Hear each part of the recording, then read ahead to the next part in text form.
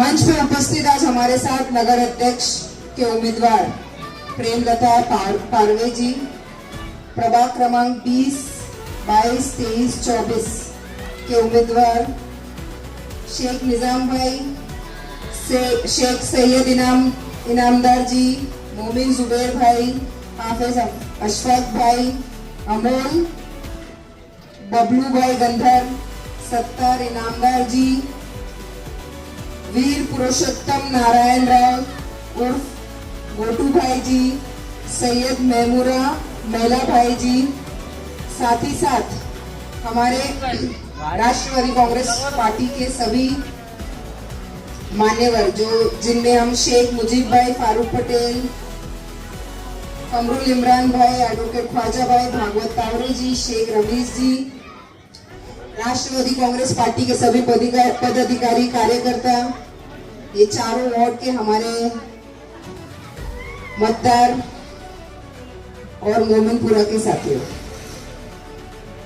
आज एक माहौल बनाया गया है और वो माहौल आप जानते हैं जिस चीज का हम पिछले 9 साल से कर रहे थे। 9 साल बाद आज फिर से लोकल बॉडी के चुनाव हो रहे हैं और ये वो चुनाव नहीं है कि इस कुर्सी पे कौन बैठेगा, ये वो चुनाव है जो डिसाइड करता है या जो तय करता है कि आप घर से निकलोगे तो आपका कचरा कहाँ दिखेगा, उठाया जाएगा कि नहीं जाएगा, हम जिस सड़क पे चलेंगे वो सड़क सही रहेगी कि नहीं रहेगी, अगर हमारे घर का कोई बच्चा या बुजुर्ग बीमार पड़ता है तो हमारे पास स्वास्थ्य के हेल्थ के लिए हॉस्पिटल्स होंगे या नहीं होंगे, हमारे बच्चे जब बड़े होंगे उनके लिए स्कूल्स कॉलेजेस होंगे कि नहीं होंगे, ये सभी जो काम होता है लोकल बॉडी चुनाव का होता है। मैं आपको बताना चाहूंगी, जैसे हमें बोला जा रहा है कि हम अजित दादा पवार के नेतृत्व के खाली हमें नगर अध्यक्ष चुन के लाना है, नगर सेवक चुन के लाना है। मैं बोलूंगी आपको तो अजित दादा पवार ने खुद ही चुन लिया है। ऐसा कोई भी मोहल्ला नहीं होगा जो इतना खुशनसीब होगा जिस तरह भीड़ है, क्योंकि बारामती को हमने बदलते देखा है।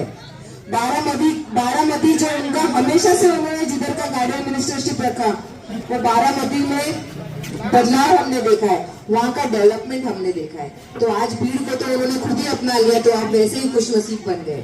तो हम चाहते हैं और हम ये भी जानते हैं कि आने वाले 10 दिन बहुत खतरों में गुजरेंगे, क्योंकि हम जानते हैं जब चुनाव आता है सबसे पहले हमारा इलाका खतरों में आ जाता है, आता भी है। फिर हम आज एकजुट हैं, लेकिन कल और कोई आके इधर मंच सजाएगा, कोई अजीब से कुछ वीडियो बना के भेज देगा, फिर बता जाएगा अरे घड़ी वाले तो मुसलमान के खिलाफ है, लेकिन ये वही मोमिन की बेटी है। जब कुरैशी समाज परेशान था तो आपका ही पालक मंत्री उसे सॉल्व करने का काम किया है कि नहीं है? इधर कितने कुरैशी समाज के लोग हैं, कितने कुरैशी समाज के लोग हैं? हमारे जो कुरैशी समाज के भाई है सिर्फ इधर नहीं पूरे महाराष्ट्र में उन्होंने स्ट्राइक किया। स्ट्राइक में जब भी उनको तकलीफ आने लगी, जब उनकी कोई सुनवाई नहीं हो रही थी, तो पूरे महाराष्ट्र से कुरैशी समाज के लोग आए। अजित दादा के नेतृत्व के नीचे हमने एक मीटिंग लगाई। रात का 9:30 बजे का समय था। आपको बताना चाहूंगी कि हमारा मंगल का दिन होता है जब हमारे आमदारों को, खासदारों को और बड़े नेताओं को बुला के अजित दादा के नेतृत्व के नीचे एक मीटिंग होती है, पार्टी की आमदार खासदार की बैठक होती है। उस दिन एक 5 मिनट का समय मैंने मांगा। मैंने बोला कुरैशी समाज के कुछ लोग पूरे महाराष्ट्र से आए हैं और आपका सिर्फ 5 मिनट चाहते हैं, उनकी जो तकलीफ है आप सुन लीजिए। बहुत रश थी, लेकिन 5 मिनट देके उन्होंने उनका क्या इश्यूज था समझा। ज्यादा नहीं बोलना पड़ता है उस नेता को, आपने 1-2 लाइन बोल दी है तो वो समझ जाते हैं। वो समझने के बाद उन्होंने क्या किया, मैं इधर से निकल रहा हूँ और निकलते ही गाड़ी में बैठूंगा, गाड़ी में बैठ के डीजी को फोन लगाऊंगा और डीजी ने अगर आज रात में वक्त दिया या कल सुबह का वक्त दिया, आज तो ये 2 टाइम का मैं उनसे वक्त मांगूंगा और जब कभी भी वक्त मांगूंगा और वक्त मिला तो आपको उधर मौजूद होना है 6 या 7 लोगों को लेके, क्योंकि इतनी सारी गर्दी के साथ मीटिंग नहीं होती, चर्चा नहीं हो पाती है। वो बोल के बस निकले और आप मानोगे नहीं 5 मिनट के अंदर मेरा भी फोन बजा, मेरे पिताजी का भी फोन बजा एक जगह दादा ने खुद फोन लगाया, एक जगह उनके पीए ने फोन लगाया और बोला कि अगले सुबह 8:30 बजे की, मतलब 12 घंटे के अंदर हमने एक मीटिंग कर ली।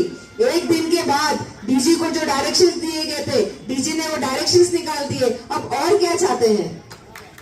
अब और क्या चाहते हैं? रात में इंसान सोया, सुबह उठा, काम हो गया। इधर से अगर किसी ने उनकी दरख्वास्त ली, दूसरे दिन अपने एरिया में, अपने दफ्तर में पहुंच के वहां से जीआर निकाल दिया, न्याय देने का काम करवाया, स्लॉटर हाउस का काम करवाया, स्लॉटर हाउस का वादा किया। और जब ईद उल अजहा, जिसे हम बकरीद कहते हैं, बकरीद में जब गाड़ियों को रोका जा रहा था, हमारे जानवरों को लाने ले जाने में तकलीफ हो रही थी, रात में बहुत परेशान किया जा रहा था, दूसरे दिन सुबह भी यही ऑर्डर निकाला और निकालने वाला भी वही नेता था जिसकी खुशनसीबी आप लोगों को मिली है। उन्होंने एक ही चीज कही है कि हम भले ही सत्ताधारी में सत्ता के साथ हैं, लेकिन ये सिर्फ एक पॉलिटिकल एडजस्टमेंट है। पॉलिटिकल एडजस्टमेंट इसलिए है कि उनको बारामती, भीड़ को भी बारामती जैसा बनाना है।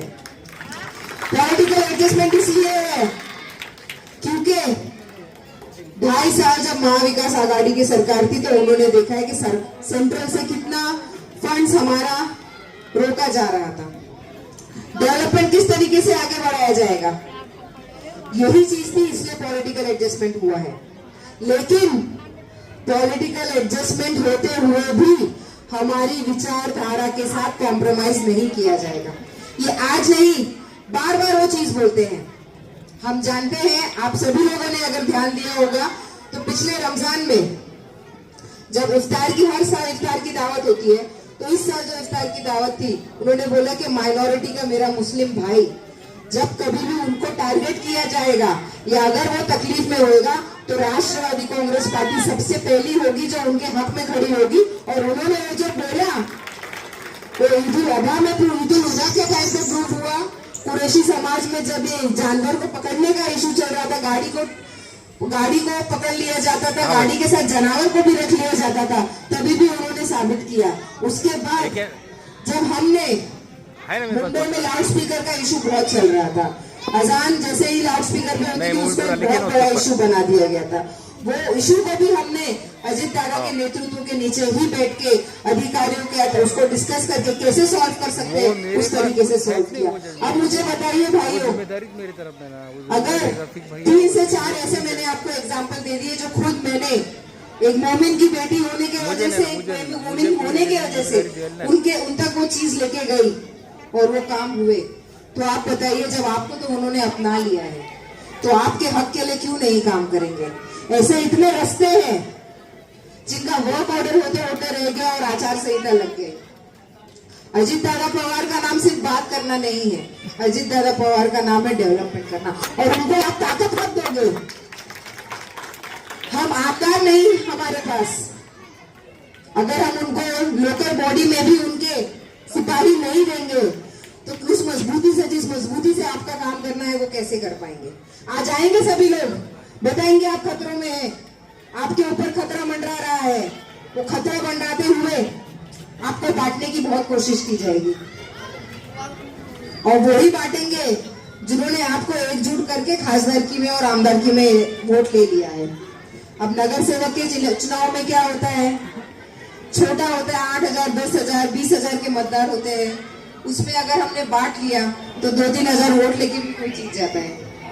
लेकिन जब हमारे पास ताकत है, हमारी समाज एकजुट होकर आज अगर इधर इकट्ठा हो सकती है, मैं जहाँ जो प्रभाव में मैं चलते हुए आई, सब जगह प्यार देखने को मिला, सब जगह अपनापन देखने को मिला। भीड़ में मैं कुछ दूसरी बार ही आ रही हूँ, भीड़ में कभी लगातार नहीं आती हूँ, लेकिन अपनापन देखने को मिला।